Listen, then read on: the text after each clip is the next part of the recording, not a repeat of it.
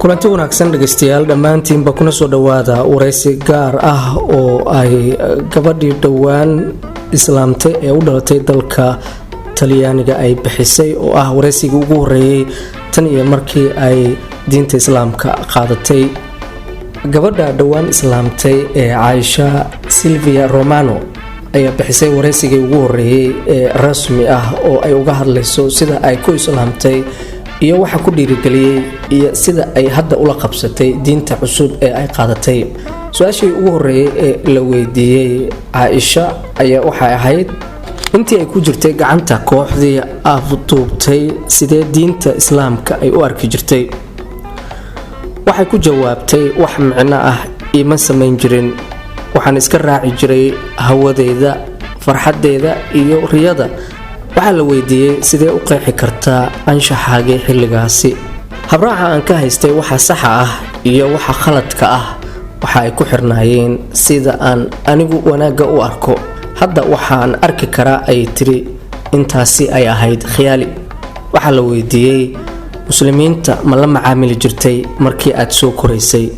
haabay tiri xaafadeeda muslimiin badan ayaa ku noolayd, balse nasiib darro aragtida muslimku kama duwanayn dadka kale ee aan ka haystay, waayo waxba kama aqoon bay tiri diinta. markaan arko haweeney xijaaban waxaan u malayn jiray bay tiri in haweeneydaasi la caburinayo.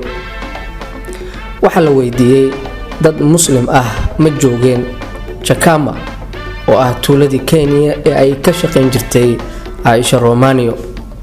haabay tiri masjid iyo muslimiinba way joogeen, balse uguma dhiirigelin jirin bay tiri inaan u soo dhawaado diinta islaamka.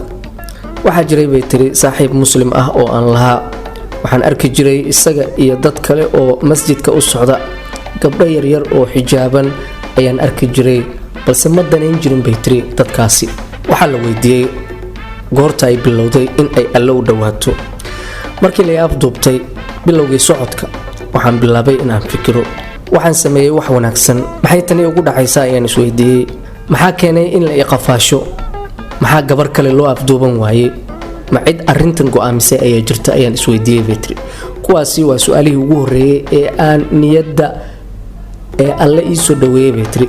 kadib waxaan bilowday Vetri safarkii ruuxida. intii safarkaasi lagu guda jiray waxaan isweydiiyey inay fursad ahayd iyo in ay calaf ahaydba, waana tan aan ku dhibtooday. ma haynin bay tiri jawaabo, balse waxaan isku dayay in aan helo. su'aalaha noocan ah ma ku dareensiiyeen in aad ka soo roonaanayso sidaadii hore? may. markasta oo aan isweydiiyo waxay igu kordhayay ooyin iyo jiro. waan caraysnaa maxaa yeelay ma heli karin jawaabta.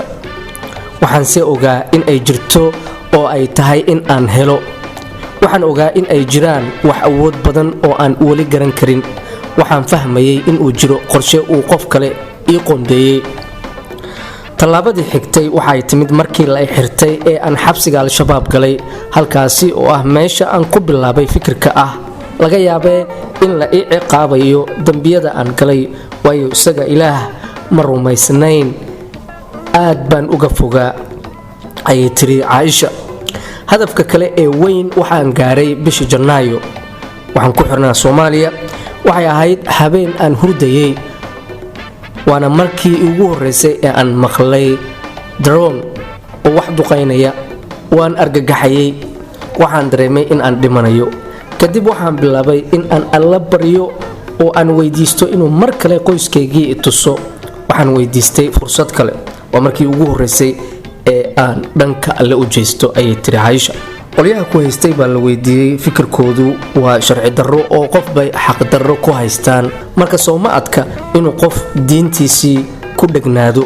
waxaan akhriyay qur-aanka, kama arag wax isburinaya. waxaa markiiba fahmay inuu kugu hanuuninayo wanaagga weyn. qur-aanku ma aha wax ay al-shabaab qoreen. waxaan dareemay inuu mucjiso yahay. raadinteydii ruuxiga ahayd sidaa ayay ku socotay. waxaana isa soo tarayay in aan noqdo qof ku baraarugsan jiritaanka alle.